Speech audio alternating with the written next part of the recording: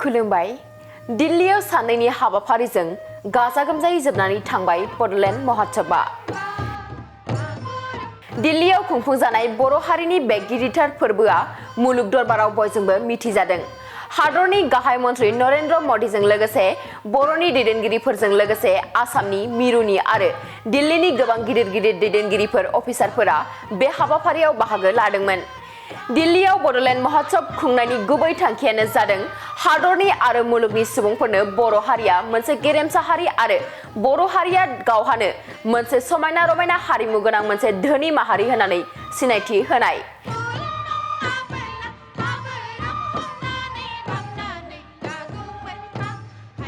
बड'लेण्ड महोत्सब फोरबोआ थारैनो बे थांखिखौ जाफुंसार खालामनो हादों आरो बर' माहारिखौ मोनसे गेरेमसा हारि महरै सिनायथि होनो हादों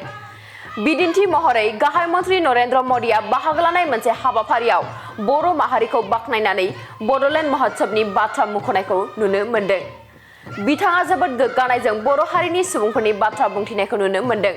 बिथाङा बुंदों दि बर' हारिनि सुबुंफोरा दिल्लीयाव बड'लेण्ड महोत्सब खुंनानै मोनसे गिदिरथार जारिमिन सोरजिनो हादों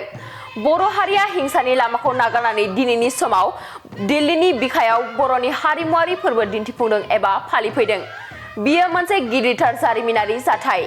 बिटिआर गोजोन गोरोबथानि उनाव बर' माहारिनि गेजेराव मोनसे गुस्लायनाय फैबाय जौगाथाय फैबाय होननानै बुंथिदों आरो बड'लेण्ड महोत्सबआव बाहागो लानानै गावनि गोजोननायखौ फोरमायदों गाहाय मन्थ्रिया गुबुन फारसेथिं बिथाङा दिल्लीनि मिडियाखौ सोंखारिनानै बुंथिबावदों दि बे गिदिरथार फोरबोखौ फैमाल खालामनाया दिल्ली मिडियानि मोनसे जोबोद गिदिर खहा कल ही मैं बोडो क्षेत्र के लोगों के साथ एक शानदार कार्यक्रम में मौजूद था और मैं हैरान हूं कि दिल्ली के मीडिया ने इस बड़ी घटना को मिस किया है उन्हें अंदाज ही नहीं है कि 5 दशक के बाद बम बंदूक और पिस्तौल छोड़ करके हिंसा का रास्ता छोड़ करके दिल्ली के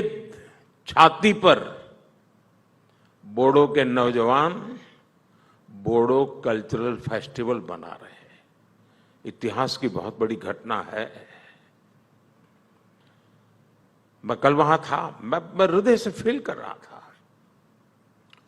बोडो शांति समझौते कारण इन लोगों का जीवन बदल गया